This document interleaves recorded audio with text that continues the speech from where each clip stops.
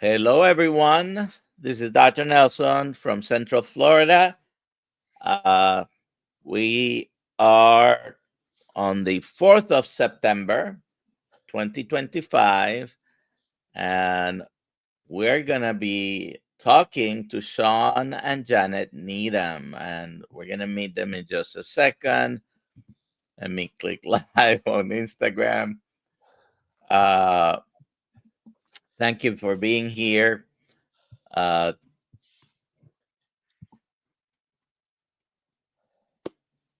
where are you coming from, Shawn and Janet? So we are actually in Moses Lake, Washington. It's Washington State. It's central/eastern Washington. So it's kind of odd to what some people don't understand, but they think of Washington, they think of Seattle, they think of the rain, and we actually live in the desert in Washington. So Okay, it's so yeah, is that more eastern on the state? yes. Okay. In fact, today, yesterday it was close to 100 degrees. Today it'll probably be close to 100 degrees. There's lots of forest fires going on right now, though. All righty. So we have Roxanne here, Cheryl, Terry B, Eleni. Thank you for being here.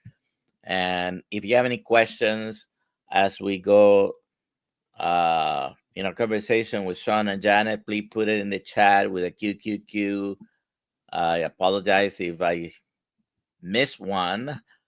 If it's something really important, put it again. Tell us where you're coming from, watching from, and so these folks I met in Seattle, Washington, when we had the meetup with Dr. Baker and the Healing Humanity crew, and Dr. Kiltz and I were also there. And I'm gonna let them tell you about themselves. Shawn and Janet, tell us about your story of healing, your low carb keto journey, Yeah. and So, what you do. yeah. So I think probably one of the most important parts of this conversation, and one thing that Jan and I first get out to people is that we are both pharmacists. We are two pharmacists that don't believe in drugs to treat most long-term disease. We've practiced for over 30 years now. And I actually wrote a book called Sickened: How the Government Ruined Healthcare and How to Fix It. It was a #1 seller on Amazon. And basically it Janet writes the forward in the book. And I'll let her tell a little bit more of that story. But it was, as pharmacists, you know, 2 decades ago, we saw that our patients were never getting better. And all these diseases they had, whether it be diabetes, whether it be reflux, whether it be orthopedic surgeries when they have bad knees or whatever, um, they were all lifestyle created and mostly diet created. And so we've been on a journey over the last 2 decades to preach sleep, diet, and exercise, and that will get rid of most disease. So we do own a compounding pharmacy in Moses Lake called Moses Lake Professional Pharmacy, and we focus on talking about lifestyle and hormones. We do believe that hormones are a piece of the puzzle. We still preach diet, sleep, and exercise first, but hormones are a piece of that puzzle. So that's a quick journey on who we are. I will go in later about my health journey and how I overcame obesity, almost 15 years, over 15 years ago. Janet, tell your story. Yeah, so this is something I think for Dr. Nelson, for yourself, you probably can see where we're coming from as pharmacists. That in our journey, I was so disappointed that people were not becoming healthier. They weren't healing, and that just didn't sit right. There was just a part of me as a pharmacist that really was struggling.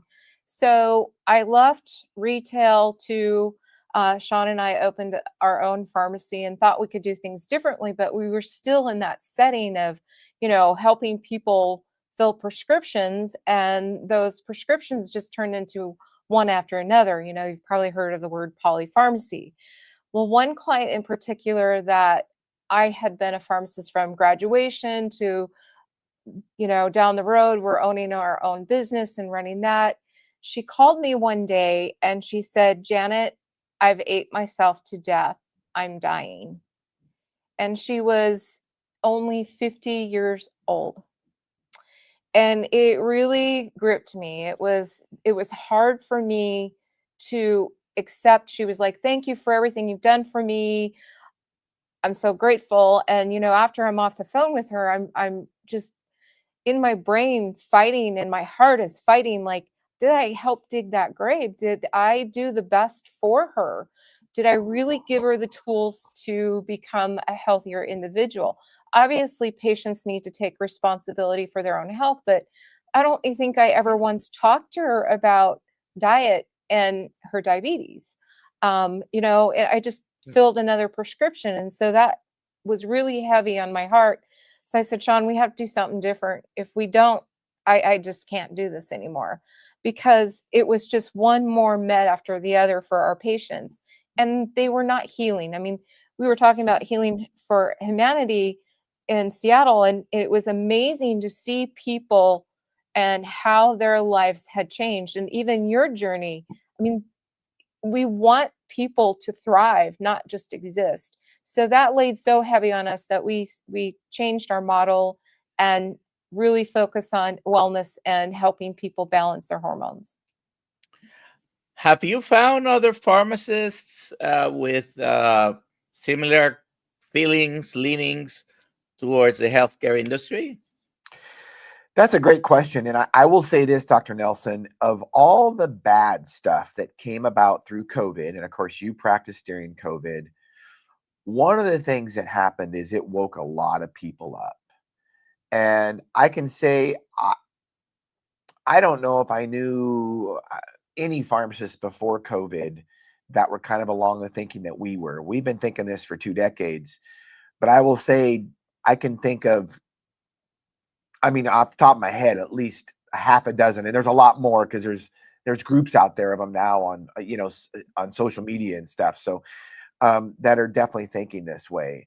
And unfortunately, some of them were so disenfranchised. They just, as you know, with probably some doctors, they just left the profession totally. And then the sad thing about that is, whether you have a nurse or a doctor or a pharmacist that wakes up and sees the light in medicine, is like, wow, what we're doing is wrong. When they leave the profession, the problem is we don't have an advocate anymore. And the people that are left are the ones still promoting the system. So Janet and I didn't want to leave the system because we feel that we want to disrupt the system, and that's what we feel we're doing. So there is a lot. I think there's a lot more pharmacists out there now that realize that the whole scam of medicine that's going on with cholesterol and blood pressure medications and XYZ medications, diabetes medications, whatever. And the thing is, I mean, it's something horrible that happened, right? That thing 5 years ago, but it was eye-opening for many people, like you said. Yet, going back, you said you've been doing this for 25, 30 years. I've been doing it for a little bit, even longer than that. And I think we have changed. We have seen the change on the polypharmacy in particular. I mean, I never had a patient back in the 80s with 25 different prescription medications. Believe me, I have had it recently. Not me. I have done a lot of temporary work, and remember being in a place where patients had 25, 30 medications on the list, and I had to spend a lot of time really going over medications and weeding out what they didn't need, de-prescribing what really wasn't absolutely necessary, without having even time to discuss the problem for the visit, because I think that's very important. Recently, I was doing a research on supplements, and I went back 65 years, back to 1960, because that's the year I was born. And basically the same conclusion, even with supplements. Yes. Because over 65 years, we've been told every month, every year there's a new thing out there. Yeah. This new Yeah. vitamin, superfruits, Yeah. and they all are they have studies. Even if they have studies, if you try to take everything that you have lived through 65 years, I have a list already of everything I could have been taking in the past 65 years, and I would develop liver toxicity just by this bunch of supplements. Yeah. So the answer cannot be more medication and more medication. And basically, our health care or sick care is kind of based on that. So I'm glad there are people out there who will talk to their patients. And Janet mentioned patient needs to take responsibility. Oh yes, because unfortunately there are many patients that are enablers of the system. They go to the doctor Yep. and just give me the medication. Let me walk out of here. If you're diabetic, just give me the pill, the GLP, and let me go and eat whatever I want. Right? Well, yeah, and basically what you're discussing, we had a podcast episode on it this morning. So our podcast is Health Solutions with Shawn and Janet Needham, and basically is what you're saying. There's all these new things out there, this new supplement, and we own a pharmacy and we sell supplements. I mean, and I think there's benefits of some of them. In fact, many of them, but you don't need 50 of them, and there's probably nothing new that we really need. I mean, vitamin D, omega-3s, things like that, those are important, and those you can get from food. There's no doubt about it. But the most recent trend is, and just like all the biohacks, Dr. Nelson, red light therapy, sauna therapy, cold plunge, or the new peptides, this peptide for that, and this peptide for that. And it's like, look, humans have thrived, like you say, for thousands. You didn't say thousands of years, but you said before the 60s, humans have thrived for many, many years without those supplements, without those things. So we can still do that. Why? How? We just eat really good food. That's all we got to do, and move and sleep. Yeah. So I just picked 1960 because that's the year I was born. We can probably have the same results over the years, going back to the Wild West and snake oil. But I think we agree that the solution is not add this and add this and add this without changing the basic stuff, which you have already mentioned: lifestyle, sleep, metabolic disease, and reversing those things. So you mentioned you did have a personal story of healing. So tell us about it. Yeah. So I've heard, I grew up eating horrible. And we are products of our environment. And I don't necessarily blame my parents. They didn't know any better. Okay. And So on my mom's I'm side, sure they didn't intentionally feed you horrible things. right. And on my mom's side of the family, there's 3 generations of obesity. And I got away with it for a while because I was a very active kid. So I didn't have any weight problems until after college, and that was partly just a monetary thing. I would have had a weight problem during college, except I didn't have the money to eat too much. Really was really the case.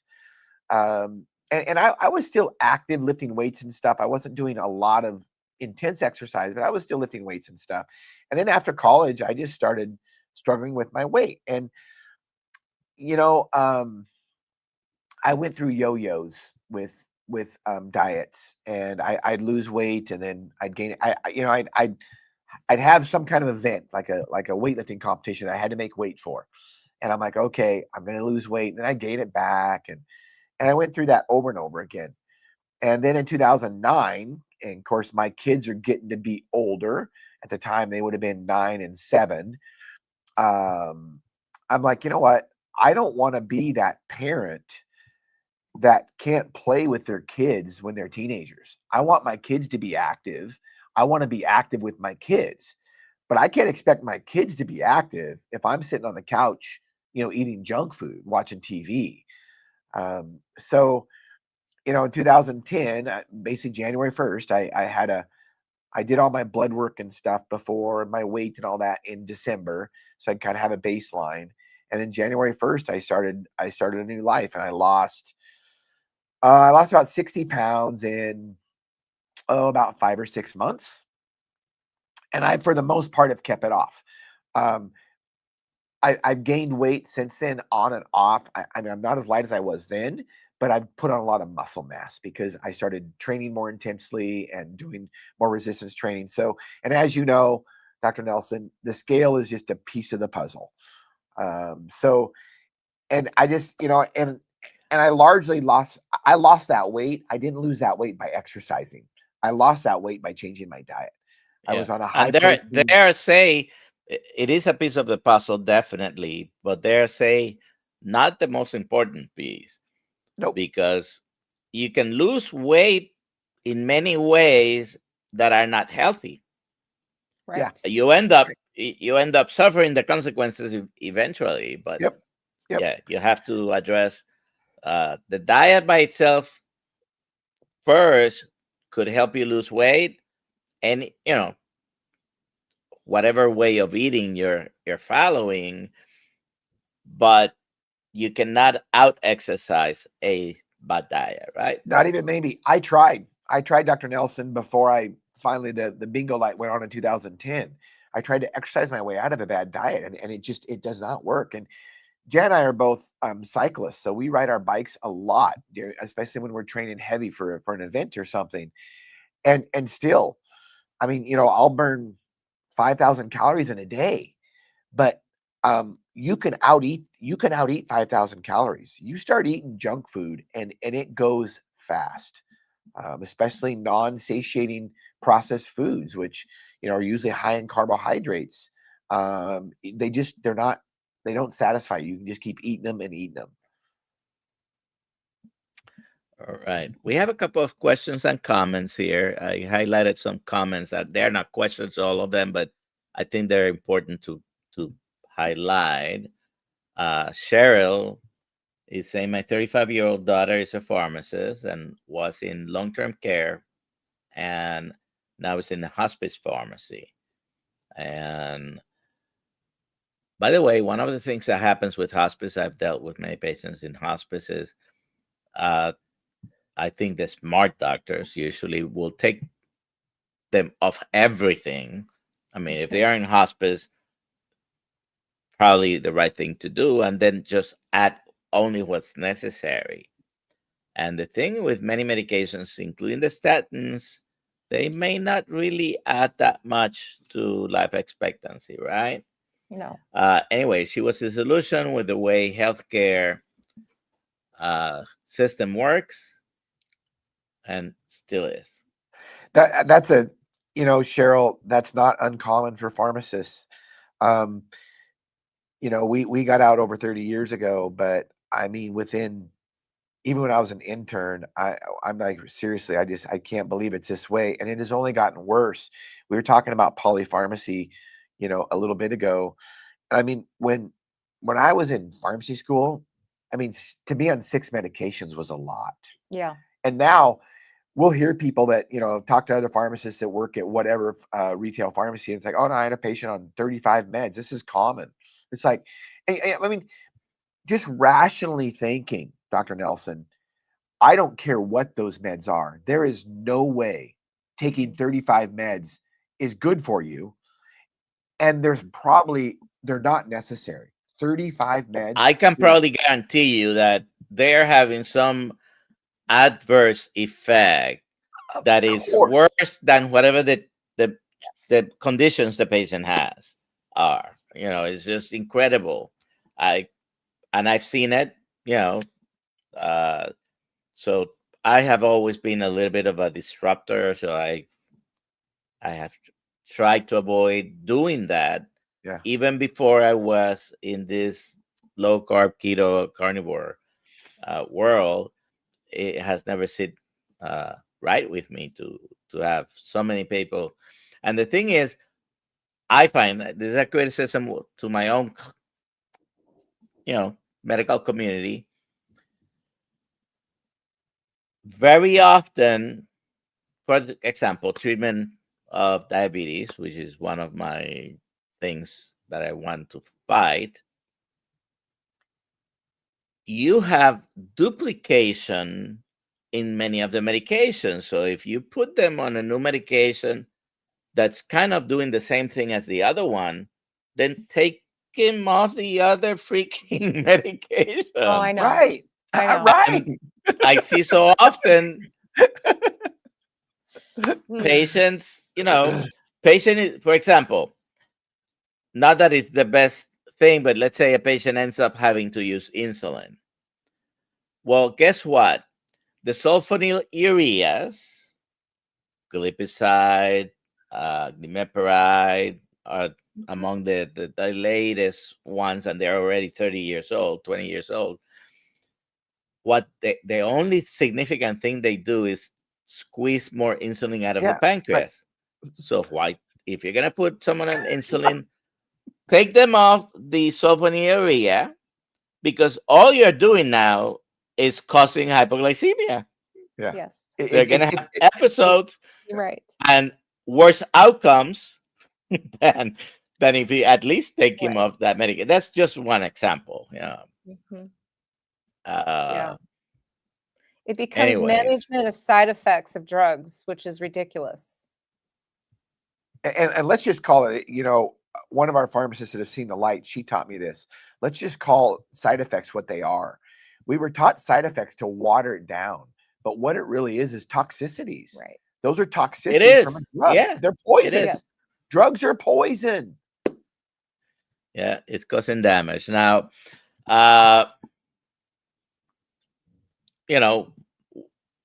we have a movement now in the United States, and just, we're not going to get political, but of course, the president is always controversial, and RFK also is controversial. But I think their heart is in the right place, and they want to get people healthier. Actually, I was just watching this morning some of these hearings, and anyways, there's disbelief on both sides sometimes, and Yeah. So let me comment on that, Eric. Thanks for the comment, Eric. That's good. I mean, RFK is, with the Maha movement, trying to speak health into our nation. I will tell you, I'm just a skeptic. The government is the one that ruined our healthcare system, just like I talked about in our book. The government is the one that ruined our food system. Think about the food pyramid. Okay. The only way that government can fix it is to get out. I mean, if you think about what RFK, one of his major accomplishments early on was getting rid of red food dye number 5. I mean, come on, people. I'm not saying red food dye number 5 is good, but what I will say is that's not the majority of the problem. Okay. And even seed oils that he talks about, I'm not saying seed oils are good. I just don't think that's the majority of the problem. we cannot wait for the government to do something that is Exactly. a responsibility. Exactly. We have to educate, as healthcare professionals, Dr. Nelson, we have to educate patients, educate and empower them to take charge of their own health, just like we have to do. And as an example, Eric also comments about people that really don't have the government in their lives as much as they can avoid it, right? Yep. And you can argue with that. Just don't take any medications. Maybe the outcomes are better. Maybe I don't know. Well, let me comment on that. I was doing and Cheryl's probably watching. Her daughter is was a pharmacist in long-term care. I did a long-term care rotation, and the instructor that I had, so I'm doing a workout. We had to find a patient and follow them, and I found so I started opening charts, and it's like there was this one gal, and she was like she was a centurion. She was 100, and I'm like, I asked my professor, I'm like, Well, I wanted to follow her, but she's on any medications. And the professor, I don't think we would be told this now in pharmacy school. The professor says, well, Shawn, you got to think, if she was on medication, she probably wouldn't live to be 100. And I'm like, and here I am, I'm like going to graduate in a month. And I'm like, wait a minute, I thought drugs made us healthier. And I mean, she sat there and told me the truth. I mean, and that is the truth. And Dr. Nelson, I don't care what studies they show me on blood pressure drugs, on cholesterol drugs, on diabetes drugs, especially blood pressure. If you have a hypertensive emergency, I think that's a problem, and you could, maybe stroke out instantly. Long term, though, over the years, I don't think blood pressure drugs, I don't think diabetes drugs, I don't think cholesterol drugs do anything to decrease mortality or decrease morbidity for sure. In fact, I would say they increase morbidity because they have so many toxicities. Well, I don't remember the particular study, but and there are many that are, the conclusions are different. Let's put it that way, and sometimes that may have to do with the funding, but let's not get there. But I think there's a study on beta blockers where the beta blockers did not influence all-cause mortality. Right. They did have less incidence of strokes, which to me that translates in maybe increasing quality of life some, but they had an increase in heart attacks. Mm-hmm. So, at the end of the day, right, you put everything on a balance, and if you saw a few years ago, Dr. Nelson, you probably know the study better than I do. I don't follow studies because I don't trust them anymore. So I hardly ever quote studies. But the same thing with aspirin. Remember, everybody that had a heart attack were supposed to go on a beta blocker and aspirin 20 years ago, 30 years ago. And now the studies have come out that aspirin has not increased the decrease in mortality of cardiac patients at all.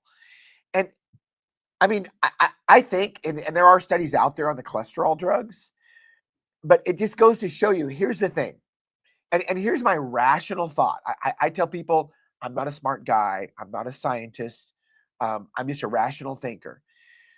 So you're telling me that, somebody can be 100+ pounds overweight and they take a statin to lower their cholesterol and it's going to decrease their mortality.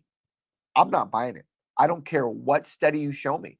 There is just that doesn't make sense at all. I mean, your problem is not cholesterol. I mean, look in the mirror. You don't need any fancy blood tests or any fancy imaging. You're overweight. That's the problem. And, obesity is a real epidemic in this country. And, more people, the most dangerous thing as an American to do is to be overweight. More people die from obesity-related disease, diabetes, cardiovascular disease than any other thing that Americans die from. Car wrecks, gunshots, cancer. Obesity is the worst thing you can do as an American. Yeah. Well, just to kind of speak to the Amish being brought up, I was raised on a farm and a ranch, so I drank raw milk. Raw milk was something that I didn't even drink from a carton until like my first experience as a kindergartner, and I refused. I'm like, this stinks. This is bad. This is not good. But the fact that we have gotten so far from our food sources to where we are, I mean, I honestly think that is part of the obesity problem, is because we don't bring good nutrients into our body. We're always starving for our nutrients. And yes, it's okay in our country to overeat. That's accepted, right? Like food's accepted, where maybe smoking's not, doing drugs recreationally is not, alcohol is, but we have this, food's okay. But we've lost what food should be. And I was always taught, if it needs to look right, if it doesn't, you don't consume it. If it doesn't smell right, you don't consume it, right? If it doesn't taste right, you don't consume it. And our palates have really changed since we've went back to eating healthier. Like I I can't tell you the last time that I even had a donut or even cared to. In fact, the smell of them are kind of, right? It changes you. Like when you start eating real food, your body starts changing. So, the Amish haven't left that. They live off what they make, and they work daily, and and they're on a consistent life style. Like they probably go to bed at the same time, get up at the same time, do the same thing. Like their Yeah. lifestyle has created health for them. Plus, Unlike, they have a sense of community, Community. Oh, yeah. like yes, many other people don't have. Yeah. And that is a common thing in the so-called blue zones. That's probably more important than the diet itself. The sense I of agree. community, the togetherness, because that decreases stress. For sure. For You sure. know, anxiety, depression. We feel alone in a world where we're supposed to be connected now with all these devices, but people are really by themselves. Yeah. Very true. In fact, our youngest son is 23, and Jordan has been talking about how his generation has lost relationships with people, unlike maybe my mother's or Sean's dad. That connection has not maintained itself. And some of that is what we've kind of lived through, but we have to be more purposeful, I think, because we do need those connections to be a healthy individual. And like you said, the stress and the mental health and just purpose in our life, if we're not getting that as we age, we're going to fail to thrive. I mean, just like an infant, if you don't bond with your parents and your mother, you fail to thrive. Eric has been very prolific in comments, but he's just 2 weeks, not 2 weeks, 2 days ago, one of my cousins sends a picture to, we have a cousins chat, and I have over 50 first cousins. And he sends a picture from 1957. Uh-huh. It's a youth group in a church. There are probably 50 young people in the church where the picture was taken. Not one of them, I would say, was overweight. There was one that maybe in the context they would have considered her being a larger girl, but nowadays she would be on the skinnier side probably. Right. I mean, not one, Right. and there were over 50 people there. That's Jen and I have 1957. right. Jen and I have talked about this over and over again. We talk about when we grew up, there was, there was one overweight person in school, out of 100 kids or whatever. But today they would not be. Today is well over 50%. And that overweight person in school, I mean, they were like, I think of the one guy that we called overweight, and he was probably close. He was taller than me, so he was probably 5'10", close to 6 foot, and he was 190. And he was considered overweight. I mean, that is nothing now. I was usually the overweight kid in the class, and I have a 11th grade group picture, and I have shown that to people, and they can't pick me out of the group. So yes, I was heavier than probably the rest of the kids. There might have been one or two more than me, but it is different nowadays. And like Dr. Kiltz like to say, obesity is not the cause of disease. Whatever else is happening that's causing the other metabolic problems is also causing the obesity. If you have any other questions, please put them in the chat. One thing I want to go back to Eric's comment. Eric, you commented about $4 trillion on healthcare that we spend, and we're the wealthiest but the sickest people in the nation. I think that's part of the problem, Eric, is that, and I write about this in my book, over 85% of all healthcare expenses are paid for by government programs, either the federal government or state government, Medicare, Medicaid, VA. I mean, the list goes on. And the problem is, and Dr. Nelson, you can comment on this. in the healthcare system, people have no skin in the game. So they'll say, well, you know what? I don't care that I'm spending, that my insurance is paying, $2,000 a month for medications. So why should I, so why should I lose weight? If those people had to pay for those medications, even though they do, I mean, we all pay for it. If they had to pay directly, I mean, I think our system would change in a heartbeat. How many people won't start, well, I would, start eating healthy if my insurance paid for it. I'd go to the gym if my insurance paid for it. It's like, come on. I mean, that's ridiculous. Yeah, that's not taking personal responsibility. No. That's expecting the government or the insurance company. And like you say, we eventually pay for it one way or the other. Yeah. However, when government tries to provide more health insurance, prices skyrocket. When government tries to, we've been covering for Medicare people medications only for the last 20, I think the early 2000s. Before that, you had to pay for it even if you had Medicare. So you think about it when you have to actually take the money out of your pocket, or in this case, nowadays, put your device to it. And it hurts more when you're paying the money right out of pocket. Now, we're still paying for it. That's what many people don't understand. And I remember an example that is not medication, but many years ago, I was doing prenatal care. I'm a family physician. I was trained in doing deliveries and prenatal care. I'm doing prenatal care in a lower income clinic. And it was really very early in the pregnancy, and she wanted to do an ultrasound. I'm literally talking 35 years ago. And she wanted to do an ultrasound. I said, well, it's not time. We do it at this amount of weeks. We had a routine. So it was going to be done, but it was too early for her to have it. No, but I want to have it now. I said, well, normally, but it's free.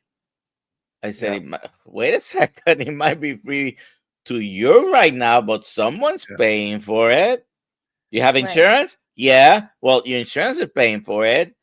And everybody that pays taxes is covering that. So it's not free. And that cognitive dissonance, I guess, when now you have coverage, then you're more flexible about spending the money. And, that comment about the money we spend, prices have only gone sky high, and our health in general has gone the other direction.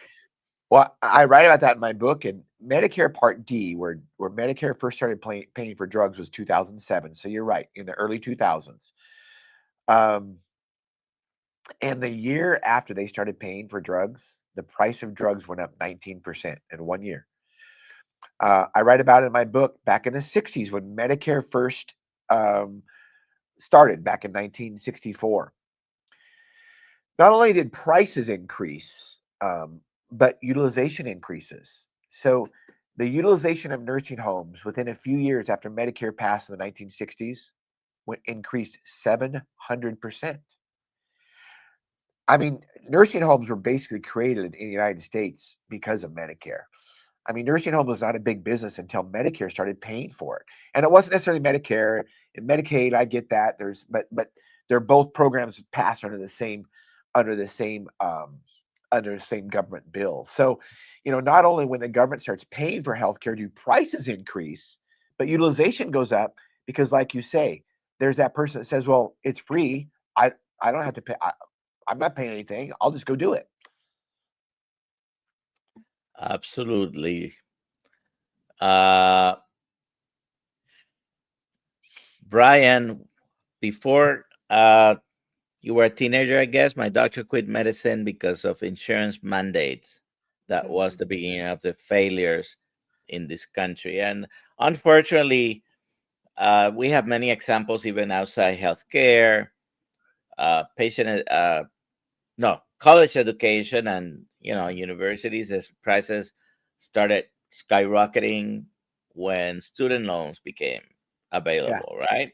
Right. And for some reason, these two areas, healthcare, education, the increase in the cost of those things is not parallel to inflation. You cannot blame inflation, which is, No. I guess, a natural, to certain degrees, a natural thing.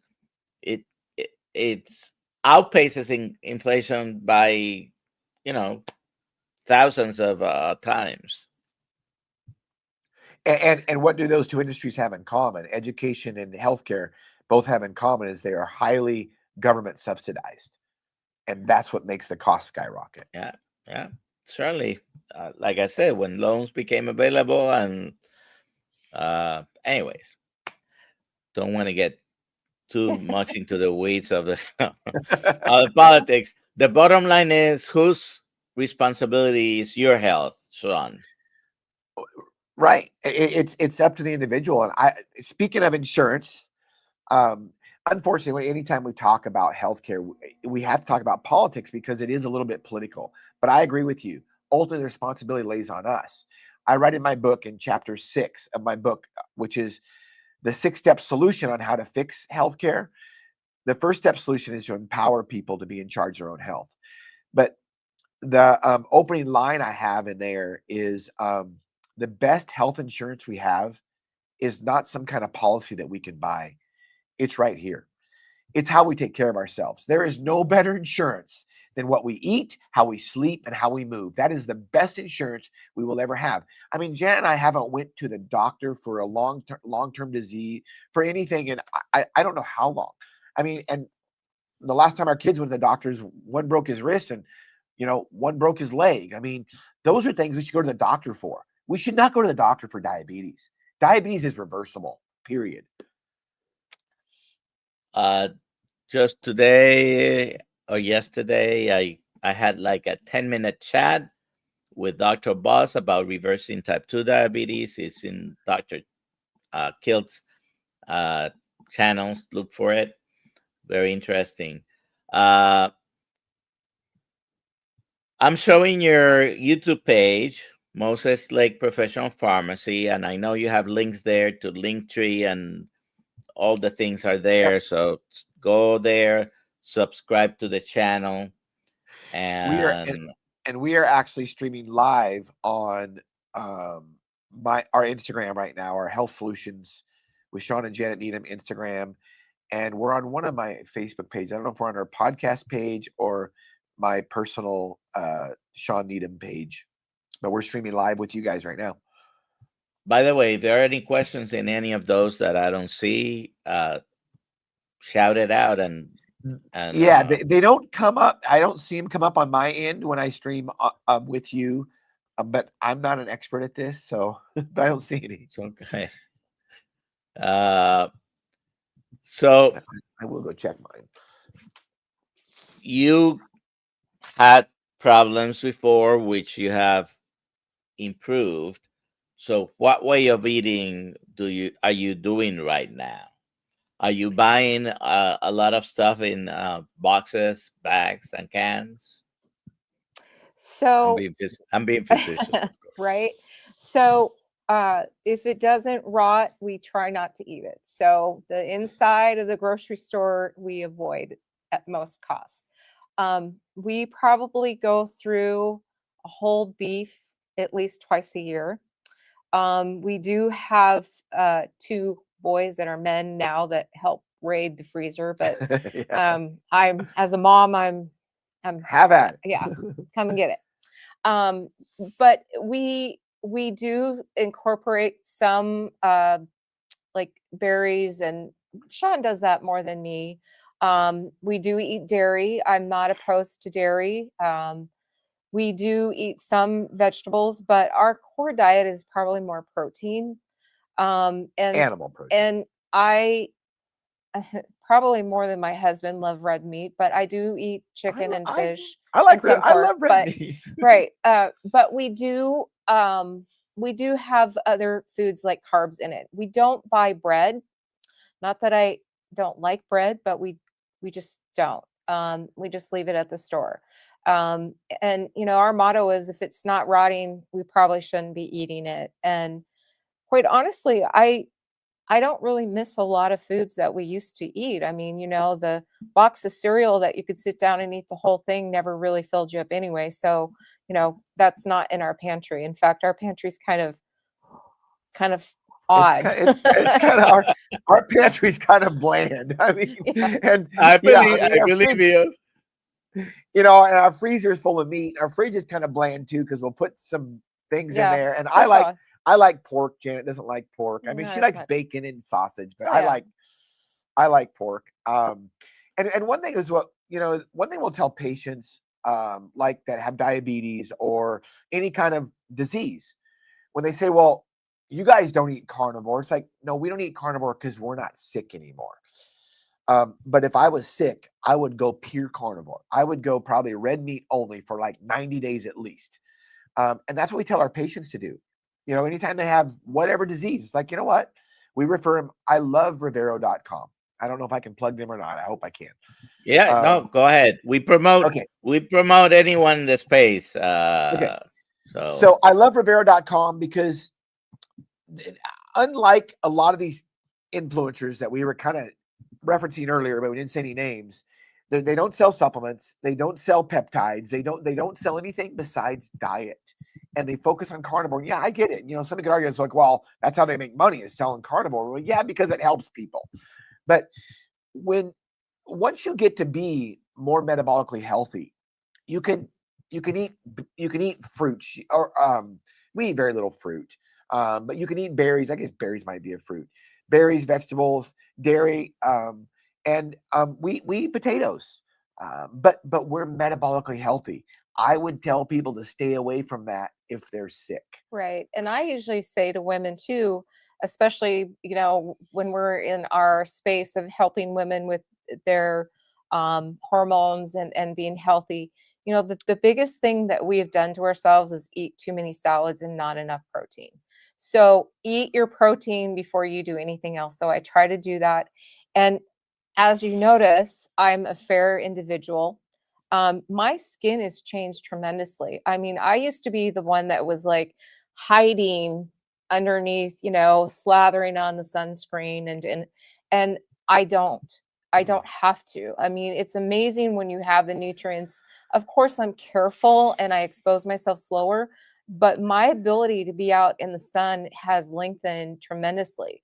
I wish I knew that when I was a young girl, right? I wish I would have had that, but it's made a big difference just in my ability to be outside, which to me is just, bingo, you are what you Yeah. eat, right? And your skin reflects that on a, we've seen amazing results even just in maintaining muscle mass. I'm into menopause.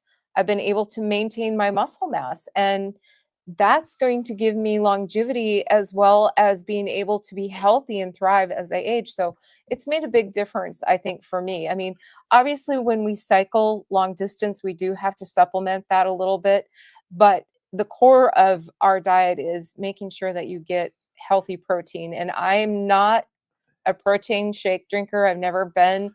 I don't run with that. I know a lot of people do, but I just think there's too much sugar in them. Well, and I mean, Jan and I say this, and I mean, some of the haters will not like this, but you have these influencers that talk about maximizing your protein, and we do. And Janet says protein; she really means meat. Um, yeah, fatty and meat is the answer. Fatty meat. yeah, right. And eating a protein bar or drinking a protein shake, that's junk food. I'm just saying it. Yes. I mean, and you shouldn't drink your calories. I No. mean, made to eat your calories. Dr. Nelson, I see a really interesting comment I'd love to answer. Alina, as a pharmacist, can you put that up on the screen? I'm loving these comments, by the way. Keep them coming. Eleni, as a pharmacist who is carnivore, it's getting harder and harder for me to practice in retail and have a clear conscience. Pretty much everyone can be helped with diet change. Eleni, I'm thank goodness you've seen the light, and I sympathize and empathize with you, and I will tell you this, as you probably know, and I'm not trying to sway you one way or the other. I think it's very, very difficult to practice pharmacy or practice medicine in a traditional sense because I think it is unethical. I think it is unethical what we do as pharmacists and what we do in medicine to most people. We give them blood pressure meds, we give them diabetes meds for diseases that are lifestyle caused. I mean, I will say this, Alina, this is what I say, and I'm not picking on pharmacists individually. Most pharmacists, and this is why we say we're different, most pharmacists are copay collectors for insurance companies and dispensers of poisons for big pharma. I do not want to do that. And I will say this, Jan and I are in a great place in our life. And there is not a dollar sign that would make me go back and work one day in those retail environments. I could not look myself in the mirror afterwards, and I'd probably die of a stroke from distress in those places. So thank you for what you do, Alina. And I'm glad you're seeing the light. And hopefully one day, maybe we can connect with us and we can communicate with you. By the way, I'm going to say a couple of things I know about her that she hasn't posted here, but is not a secret. She and her husband are both pharmacists, just like you are. And her husband has a compounding pharmacy. Oh, good for them. Okay. Well, have them reach out to us. Oh, and Anthony says not all protein shakes contain whey and sugar. Can you post that one, Dr. Nelson? And you know, that's a great point. Although whey is just a byproduct of the dairy industry. I don't think whey is a bad thing necessarily. And sure, sugar, added sugar. Here's the thing I want to say about protein shakes. Remember, Janet already said, if it doesn't rot, don't eat it. Okay. If it's these premier protein shakes or whatever you buy out of the fridge, I honestly don't think that it's much better than eating a Snickers bar. I get it. There's going to be less sugar possibly and maybe higher protein. It's still junk food. If it's in a package, either packaged food is junk food or it's not. We talked about eating out of a package. If that protein shake comes in a package and or a protein bar, it's junk food. I don't care what ingredients it is. I'm not saying, you know what, and I eat them in a pinch when we're traveling. But so it's not real food. Right. So the difference, I think, and maybe Dr. Nelson might want to chime in on this, is that when you are starting to drink something, the digestive tract is starting to stimulate in the mouth. So that's why processed things are not as good as whole food, in my opinion, because you don't assimilate your nutrients the same way when the process starts in your mouth. So I think that you're absorbing them too quickly. Correct. Basically, the process has damaged them to be able to put them in that container. And then, you know, I'll talk to patients regularly when they're having problems losing weight, and I'll ask, well, what are you eating? They say, oh, I eat healthy. I start out with a protein shake in the morning. I make my own. And then they tell me they put. How about a couple of eggs? Right, exactly. Eat a couple eggs and then you'll be full. But then they'll say, well, I put a scoop of whey protein in it, and I put an apple in it, and I put a banana in it. And, you know, it's all real, and kale and you know, and then I put some yogurt in it. It's all healthy stuff. Yeah. And you've just packed 700 calories into 10 ounces, and you drink that and you won't be full. But if you ate 3 eggs, that's going to be 210 calories. I can't eat 3 eggs when I'm eating it with sausage. It's hard to eat 3 eggs, seriously, because it's satiating. You know, there's nutrients there that your body says that was great. Yeah, if I'm going to have, I don't have eggs every day, but if I'm going to have eggs, I might do something between 4 and 6. Yeah. And I could go 12 hours feeling full with just that. Yes. Right? Eggs are so satiating. Yes. And they're much cheaper than protein drinks, I'm just saying. So Eleni says that, yeah, she's definitely trying to get out of it. She does work. She does work in retail. We won't mention the place, but Alina, we can put you in touch with a couple pharmacists that have done that. I mean, we've done it, but there's other people that have done that. I know of somebody just recently. She over the last year got out of retail. She does personal health coaching, and it's a lot more rewarding. Let me put it that way. That's one thing that we love what we do, Dr. Nelson. Our patients get better every day. We have patients say, "You saved my life. You saved my marriage," and we're like, "Seriously?" And when we were in the dispense and poison realm in retail pharmacy, not once did a patient say, "Thank you for giving that blood pressure med. Mm-mm. Thank you for giving that medication for diabetes or that cholesterol med." Not once did we hear that, ever. all righty. So you have your Linktree link on your page, and I'm sure that you have a link there to your book, right? Yep. What's the name of the book again? Sickened: How the Government Ruined Healthcare and How to Fix It. All right. And all these links, if they go to our pharmacy page, mlrx.com, and if they can find it on our YouTube page, if you go to mlrx.com, all those links are there. But you can just Google us. We'll come up. Yeah, and it's on Amazon as well. There we go. You do have all the links there on your YouTube that's page. right. So yeah, thank you. go subscribe, and you have a link tree. You have the specific link to the book, your Facebook, your Instagram, your X. Ever get into a little bit of arguing in X? No. X has been good to us. Okay. The only one, YouTube's the one that we've had some issues with. Yeah, TikTok too. Oh yeah, TikTok. TikTok doesn't like us sometimes. And we also, I'm very passionate about helping women with healthcare and through all stages of life. I think that's one thing that if I could have, and my generation could have avoided the synthetic hormones and the birth control pill, that in itself. But we do have a series on women's health, and great information there for people to sift through. We love to do that and help people and just teach them, give them the tools to how to navigate, because I think sometimes women aren't really told, especially even as young teens, what's normal for your body to go through these changes, what's not normal. I see so many women that my age have been put on antidepressants and antipsychotics, and it really could have been fixed with diet, exercise, sleep, and balance their hormones. And, rather than being on big pharma, like Shawn says, the poisons. And, we take at face value so much when we go to a doctor, because we never questioned what they told us. And now we are at this point where we're like, maybe I should get another opinion. Maybe I should think about whether this therapy is really good for me or not, because I heard all through school, most of my life, safe and effective, safe and effective. It was effective, but it may not have been safe. And what Janet's basically saying is that we love to get in front of people. She loves to get in front of a women.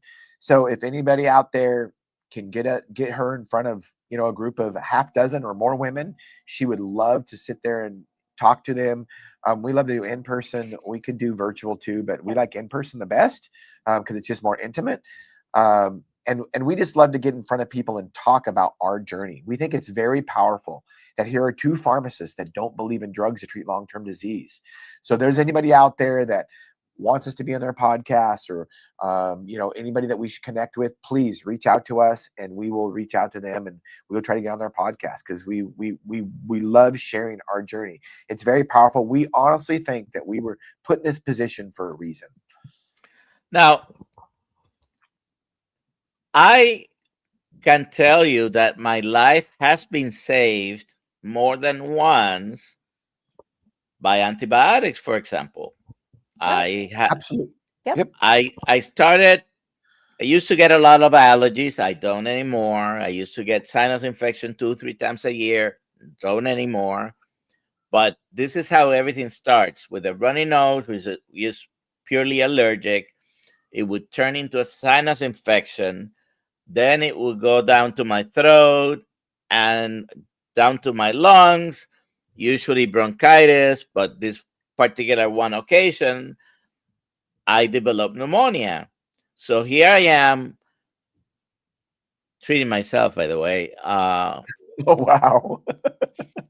with my first line antibiotic, took it, second line, took it, not better, third line. So, of course, what do? I go and have my x ray and do go and see a lung doctor because at this point I'm having almost 104 temperature, coughing up, wheezing. I Mhm. knew I had pneumonia, and then the x ray confirmed it. And she put me on yet a fourth antibiotic, which I normally wouldn't use as a first line because it was levofloxacin. Uh-huh. And Mhm. it's a pretty good but very strong possible side effects Yep. antibiotic. Well, I'll tell you what, Levaquin, which is the brand name, levofloxacin, has twice saved my life because Sure. treated a pneumonia that otherwise would have, we go back 150 years, even 100 years, I would have died probably from the Yeah. pneumonia. So it's not that medications don't have its place. Absolutely. Yep. And we talk about that regularly. Um, another one is opioids. You know what? I mean, I've broke my wrist before, and I'm glad I had opioids, and I've broken other bones. Now, I don't want to rely on those long term, but you know, thank goodness we have pain meds. Thank goodness we have Yeah. anesthesia. So when we can have surgery, thank goodness, Dr. Nelson, we have epinephrine. So if somebody has a cardiac issue, we can give epinephrine. I mean, we mostly don't believe in drugs long term for chronic disease, especially when it's related to your diet. That's Yeah. what we don't believe in. And as pharmacists, we understand that acute medications, they are life saving. I do have to ask a question, Dr. Nelson. So when you had pneumonia, were you overweight then? I was this guy. Okay. Do you think, and I'm asking to be a serious conversation. Do you think if you had less weight, carrying around less weight, and you were more metabolically healthy, your immune system would have been healthier? Do you think your life would have been in as much danger if um, without the antibiotics? So I'm going to tell you that with a statement about the 5 years ago little thing we went through. Almost everyone who died during the pandemic was not metabolically healthy. That was a Right. key thing. It didn't Yep. matter if you were 80 years old, 50 years old, 20 years old, a bunch I of agree. all ages died. Most of the deaths were because they were not metabolically healthy. And here, see, I think the weight is a reflection of the metabolic dysfunction. Many that I had. I had a stroke 7 years ago. As a matter of fact, that picture is from just a few months after my stroke. And if we want to talk about markers, my blood pressure was high, my diabetes was on control, my triglycerides were very high, my HDL was very low, and you can see around my waist it was pretty pretty big. And so yes, I was definitely the metabolic mess, and I paid for it Yeah. with having a stroke, which right now I still have some minor issues from the stroke, but definitely in much better health Go. once I made the change. Yeah. I just had to ask that question because I think, you know, kind of Janet has to step out. She's got an appointment, but we can keep going, Dr. Nelson. Um, during the pandemic, Janet and I we were celebrating my 50th birthday, and we were in a limo with a group of like 7 people or so, including my twin brother, and we were all in a group chat. And we got back later on, and the group chat was still going, and they said, "Hey, did you guys test positive for COVID? We got COVID, blah blah blah." One of the gals just happened to be a new nurse that was just drinking the COVID Kool-Aid, and we didn't want to debate with her at all. So, but I refused to get tested. Janet refused to get tested. We never tested during COVID just because it wasn't going to change our treatment. And then later on, we realized it's like, oh yeah, I can't smell anymore. I can't taste. I couldn't taste. So we're pretty sure we got COVID. It was never verified by a test, but we never really got sick because we're metabolically healthy. It's funny because during the pandemic, I didn't get sick once. It was only after the pandemic was officially over that I had my first encounter with that thing. And I've had it 3 times, I think. A couple of those times, it was my grandson who gave it to me. Yeah, right. But all those 3 times only lasted 3 days, and I was already here. So Yeah, right. did not have any major issues or Yep. anything like that. Unfortunately, I was forced to do the thing. I get it. But So Beverly DeVille, you can make an awesome protein drink with 3 scrambled eggs and butter, 1 tablespoon of gelatin powder, 1 tablespoon of collagen powder, and water with whatever sweetener or flavor you want. Absolutely, that is true. I think, Beverly, it's much easier to drink 3 eggs and maybe even more than it is to chew them and actually enjoy chewing them and get the process of what's that called, doctor? What's chewing called in medicine? Cessation? mastication. Mastication. Yeah. Mastication.